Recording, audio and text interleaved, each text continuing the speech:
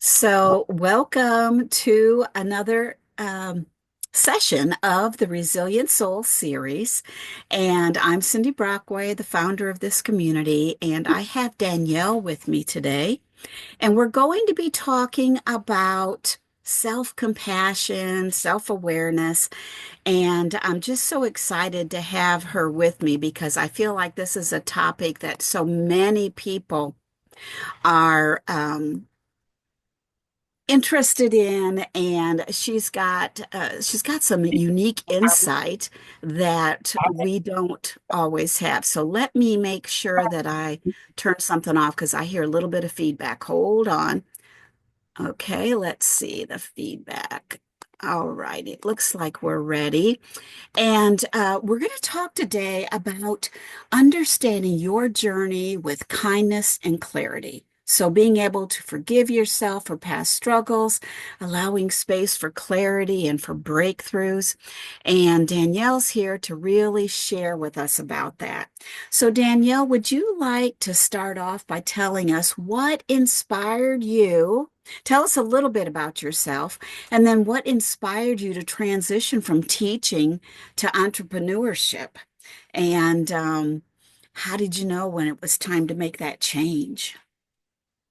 Good morning. Good morning, everyone. First, I want to say thank you so much for having me and welcoming with so much love and embracing me into your community.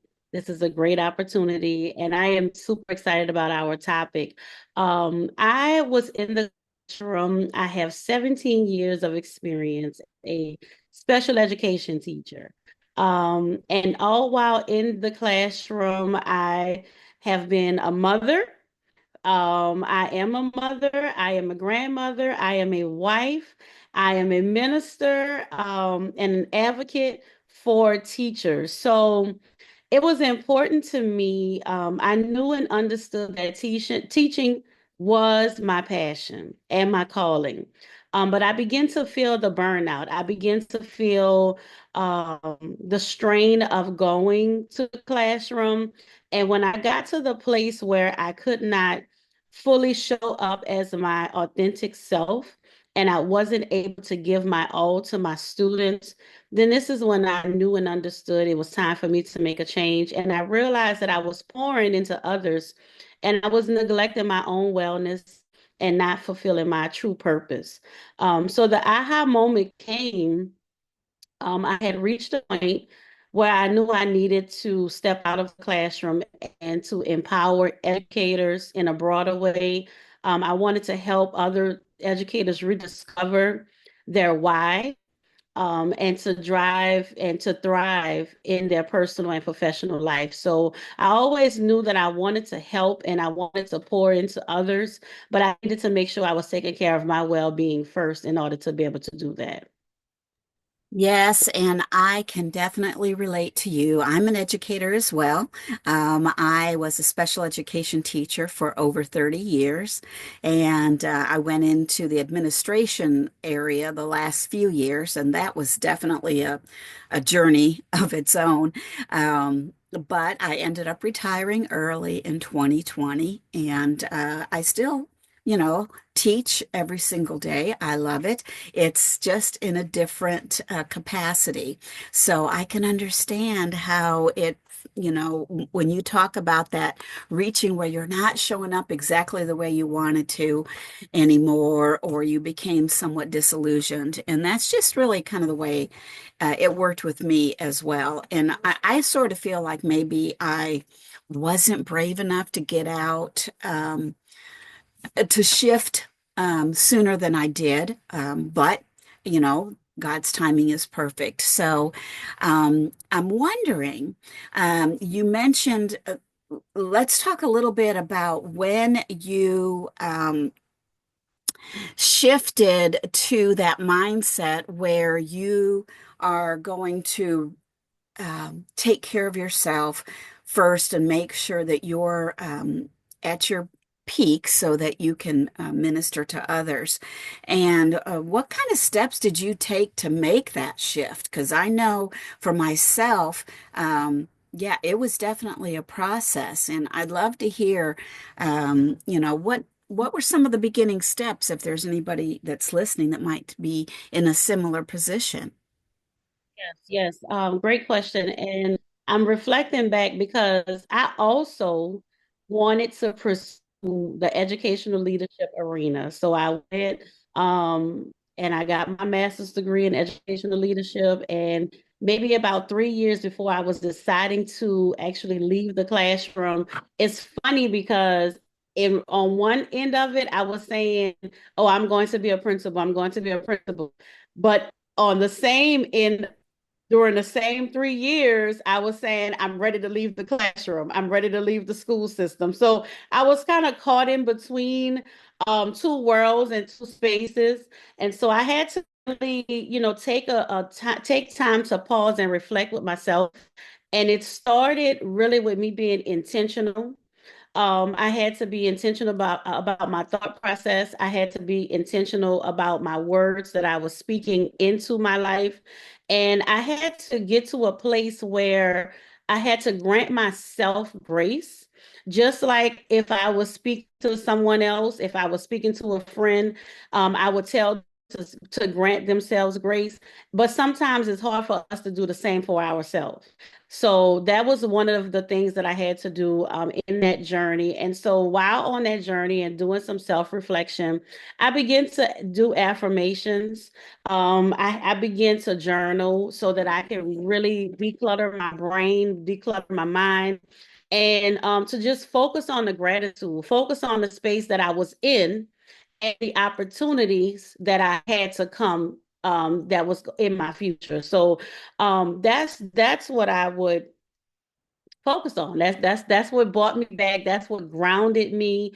Instead of looking at the lack, looking at what I didn't have, instead of telling myself that, I wasn't enough, I wasn't validated enough, I didn't feel like my voice was heard in the classroom and in the school system. Mm. I begin to tell myself, you know what, you have everything that you need to start fresh. And it's time for you to reignite your passion. And so when I begin to do some soul searching, I began to reignite my passion for teaching and learning. But then also, I understood the leadership qualities that I had on the inside of me. And that's what a message that I share with everyone.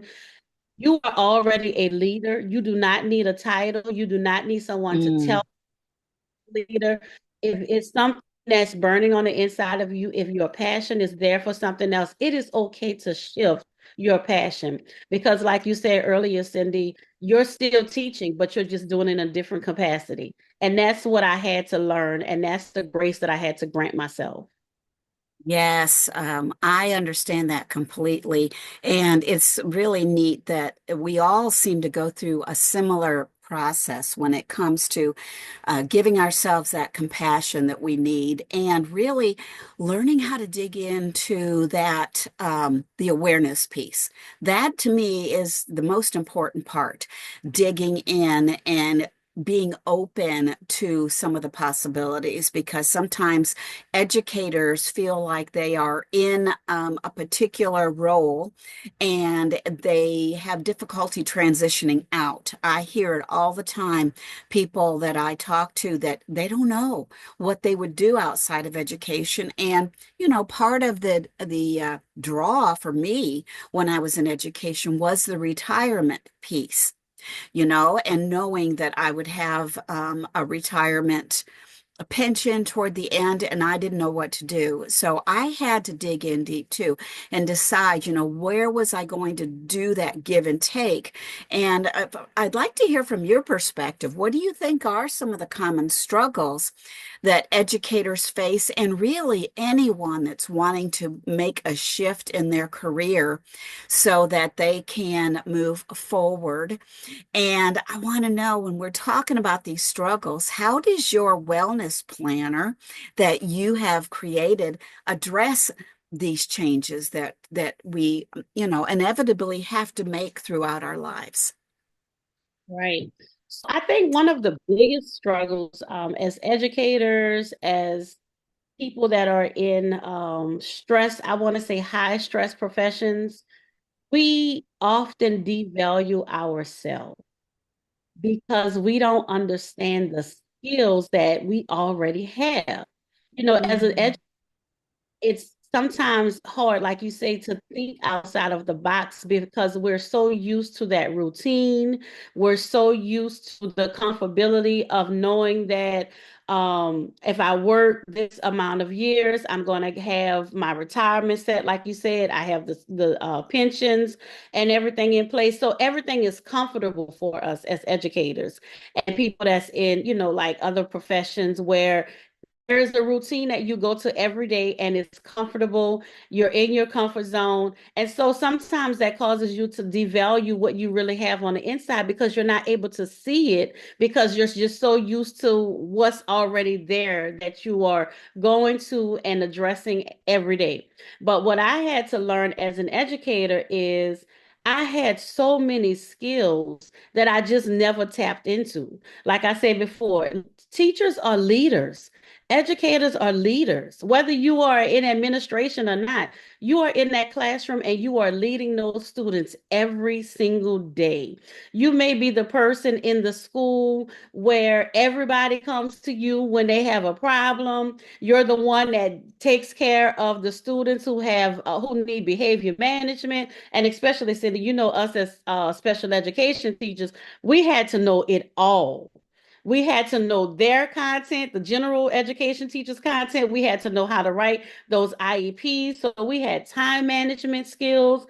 We have organizational skills. We are compassionate. We have empathy. So all of those things, sometimes, and that's why I love my wellness planner that I created because it allows you a space to sit with yourself and reflect on those things.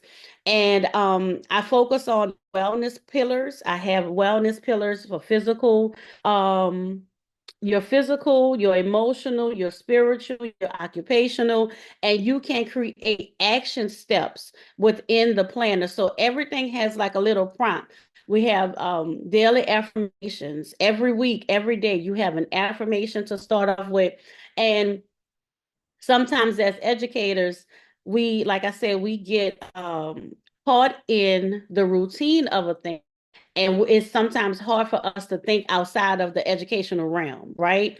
So, what I love about what I have been able to create and in our community, we talk about coping and connecting and using those practical strategies to really cope and really to gain awareness of where we are in life and how can I use my skills and my place that I am to shift into something else that I desire to do. And that's why I always say, don't be upset with yourself if your passion changes. It is okay if your passion changes. You just may do it in a different capacity. Yeah, and sometimes I think we, um, as human beings, feel like maybe we're a failure when our passion is changing, but really it's just the way that life goes because as we get more experiences, as we go through different situations and seasons in life, we're bound to change because we're growing beings. So that is really wonderful. I love that. And it sounds like that planner really can help educators reignite their passion and still maintain a balance in their personal and professional lives. And I was wondering if you could share with us some kind of a story or maybe a feedback from someone who has benefited from your work that you're doing now, because it sounds like you are just so passionate about what you do. And I can just feel that there are people that are finding like new life after talking with you and utilizing your resources. So why don't you share something with us in that relation? So my biggest goal is to create a global movement where educators they can feel supported in the areas of their life, mentally, physically, spiritually. My goal is to help them to thrive beyond the classroom and to help educators to see their worth and to really embrace who God made them and who they are and what they have to share and give to the world. I am an advocate for educators to really create and find their village, because having that support system is very important. And that is one of the reasons why I created the wellness planner. And I often tell people I don't even want to call it a planner, because it really is a tool. And it is a tool that helps people to bring their professional and personal lives into harmony. I don't say work-life balance, because everybody has a different idea of what work-life balance looks like for them. So I like to use bringing it all into harmony. What works for you? How does your life? It has to be something that's tailor-made and individualized just for that person. And so in the planner, like I said, we have the daily affirmations. What I really love are those action steps, because it is something that you have to sit down with and you really have to dig deep. And it goes with mastering, I guess I call it like my 3-word rebellion. It helps you to master coping and connecting.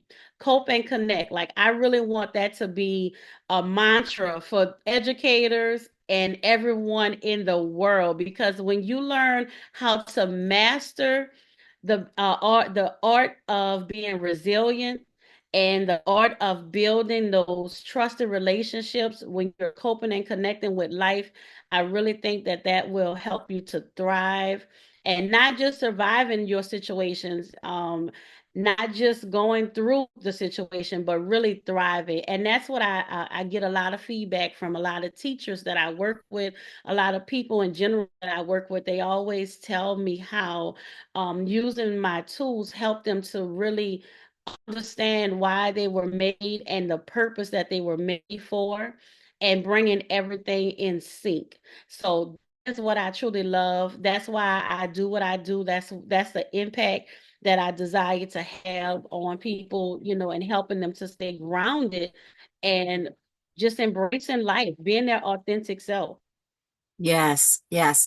And, it is so important for us to focus in on that. And I think it's hard sometimes when you're busy, when you're doing a lot, and even for myself, even though I am retired from the classroom, I do keep myself pretty busy and my schedule pretty full because I like it that way. However, it is really important for us to, whatever profession we're in, that when we feel those silent, things of burnout, that we start taking the steps we need, those self-care practices to keep us afloat. And what self-care practices have you found to be the most transformative for you in your own personal life?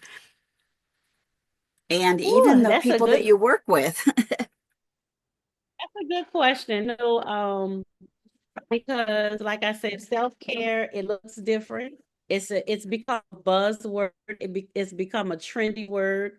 So, and I want people to understand that self-care is something that it goes really with soul care. It's really the soul care of a person, Mm, because you, mm, where your struggles are, you have to be able to embrace, you have to be willing to sit with yourself and have a deep discussion and a deep dive within yourself. Because, I think self-care is sometimes it can be surface level, it can be superficial. It's more than just going to the spa, it's more than just having those 5 minutes once a month. If you're going to do 5 minutes once a month to just, like some people say, do your breathing. Yes, you are. But I want you to get to a place where soul care becomes life to you, becomes something that you do consistently. It is a routine that you have created for yourself, because you now realize that you are enough. You now realize that you are important, and you now realize that it is a necessity. And that's what some people miss, that taking care of yourself, taking care of your health, it is a necessity. You owe that to yourself, you owe that to your family, you owe that to your legacy. And that is mm. what I have. often try to teach and thrive with and impact people. It is your legacy that you are working on to leave. We do not want, our life to just be us waking up every day doing the same thing, getting the same results. It's time for us to do things that we're going to help impact the world and then help impact those around us. Like I said earlier, to find my village. And I encourage everyone to find your village, whether you are in the school system, whether you're in the office, you need to find your professional village, and you need to also have your personal village, because those are the people that you will have to lean on in your trying times. So for me, the soul care journey is very important, and it's all about taking small steps. I Mm-hmm. take small steps. You don't have to try to eat a whole elephant in one sitting. Take one step at a time, prioritizing your wellness, whether it is journaling, whether it is setting boundaries, whether it is practicing affirmation, because you cannot pour from an empty cup.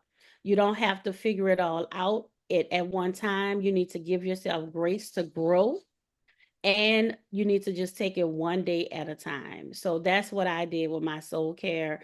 Um, I Mm-hmm. had to just reflect on myself. My journey is different. And that's why I am also right now, I am writing in the process of writing a book called From Pain to Purpose. And this book has really allowed me to look back and reflect on my journey from, childhood to where I am now, and walking in gratitude.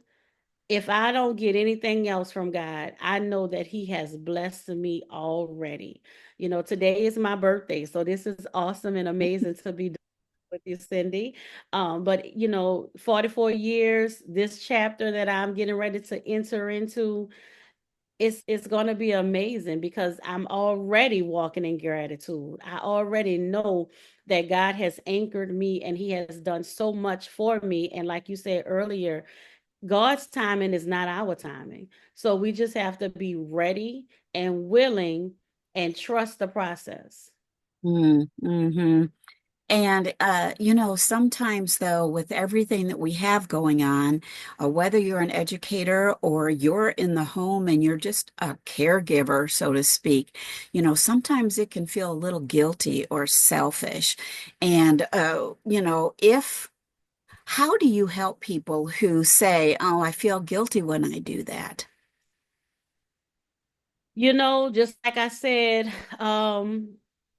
self care, and people hear me, it is not selfish. Soul care, it is not selfish. It is a necessity.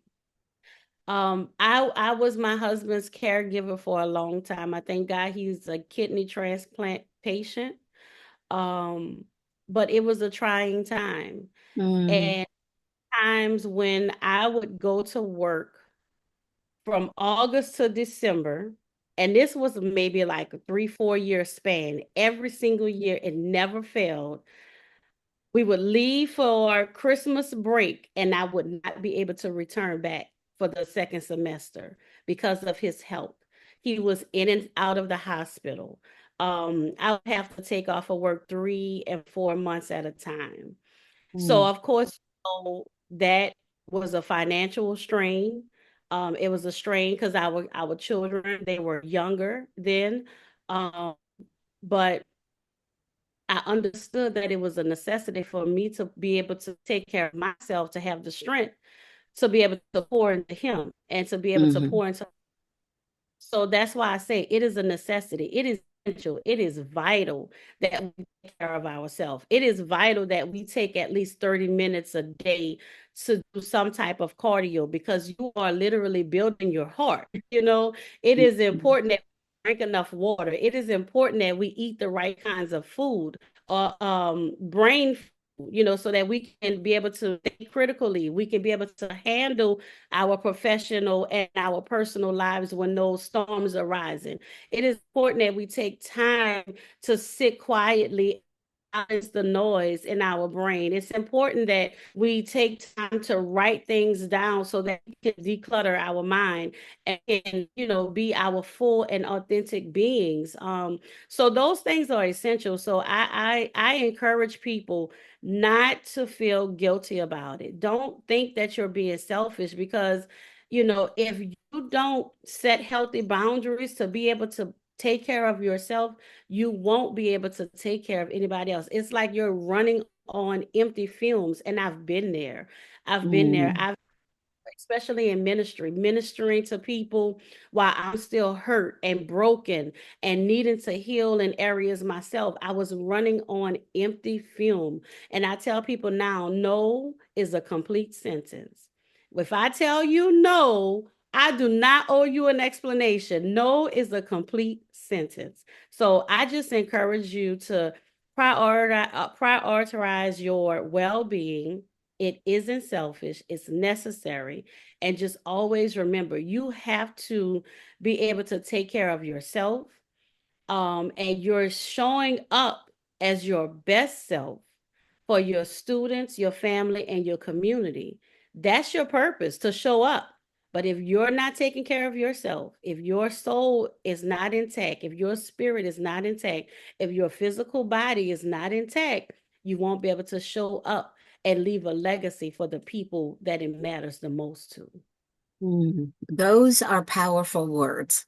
And I think we could safely say that when we make it a priority to take care of ourselves, to take care of the body that we have, and to do all this soul work, which I think is really amazing, soul care that you mentioned about, then you are able to take on those projects that God lays on your heart, and maybe those initiatives that you have been thinking about. So why don't you tell us for yourself, what kind of projects or initiatives are you most excited about in the coming year? You mentioned a book.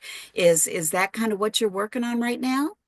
Yes, yes, I am super excited about my book, From Pain to Purpose, because it really dives into the process of turning your pain into purpose.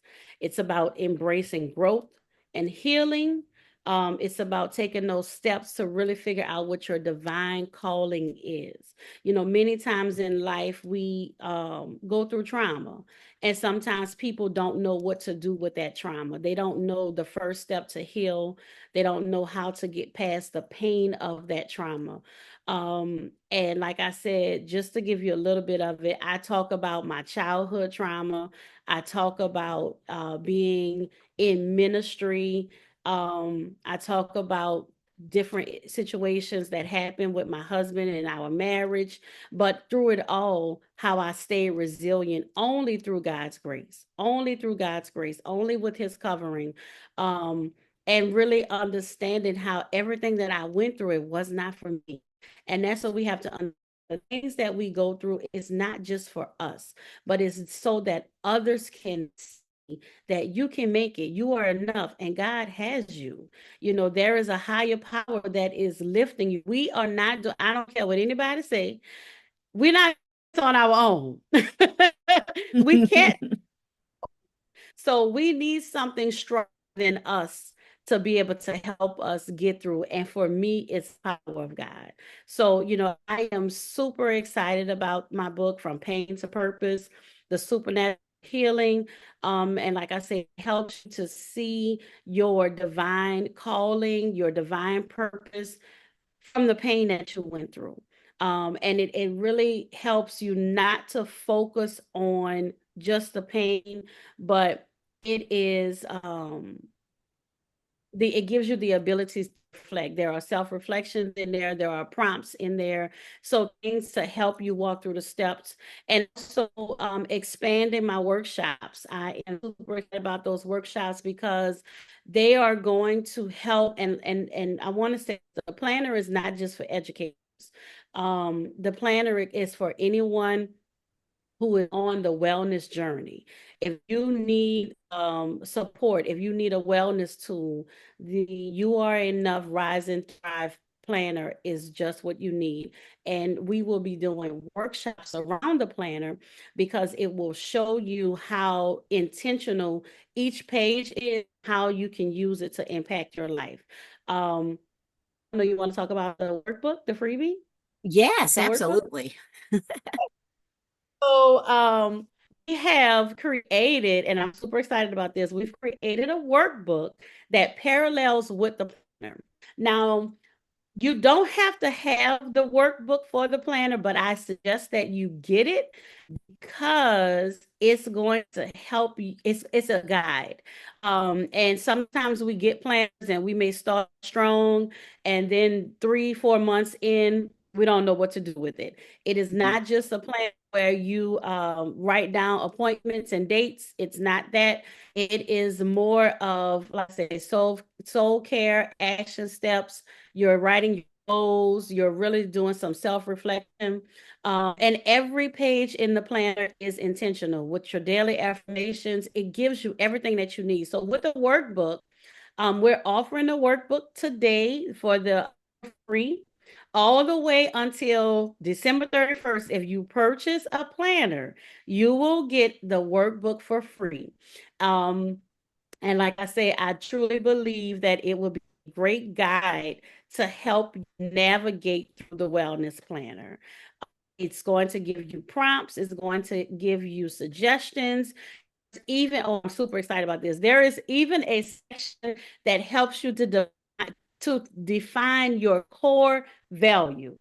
So it's Mm. like a activity that you can do with yourself. You write down all of these things that you feel important, but as you go through the prompts, you begin to see, oh, well, maybe that's not as important as I thought it was. So even right there, you are alleviating stress off of yourself. So it's really helping you to hone in on what do you really believe? What are your core values? What roots around you? And I mean, I just think that right there within itself is powerful for your wellness journey. Absolutely. It sounds wonderful and it's exciting. I want people to check out your link for that planner and take a look because it really is beautiful. And I think you're going to enjoy it. So we'll be making sure that they have the links to connect with you. And how can they reach out to you in other ways? We can always put the links down in the notes here after we get finished. But if they want to get to know you more and spend more time with you, where would you like them to go? I encourage everyone to come and check us out on Facebook, our private group. It's called Cope and Connect Wellness Group. And in there, it's a private group, and we talk about everything. We talk about our pain points. We celebrate small victories. We celebrate big victories. We support each other. If you have a business, we support you if you have a dream or passion that you are embarking on. It's just a great community to be a part of. So that's on Facebook. You can also find me on LinkedIn, Danyelle Bridges. You can find me on X as Danyelle. You can find me on Pinterest as Danyelle Bridges. I'm also on Instagram as the Classroom Connector, or Queen 27 on Instagram. So I'm all over. I want to be there. I want to be a resource. I am a resource for you, and we are here. Ingenuity Consultants, we are committed to empowering teachers and any other professional who wants to start their wellness journey. There you go. I love that, Danielle. And it has been a delight to have you in my group and to share Yeah. your passion. It feels so good. So what we're going to do is we'll say goodbye to everybody. And those of you that want to learn more, we'll put the links down in the comments after the session. And reach out to her, check out her Facebook community, and let us know, where are you on your journey? You know, Yeah. is this something that sounds like you want a little bit of that support that she offers? Because it sounds very concrete. And I like that when I have concrete steps that I can take to help me move forward. So thank you, Danielle, very much. And I guess we'll say goodbye to everyone and let us know if there's anything we can do to support you. All right. Definitely. Bye-bye. Bye.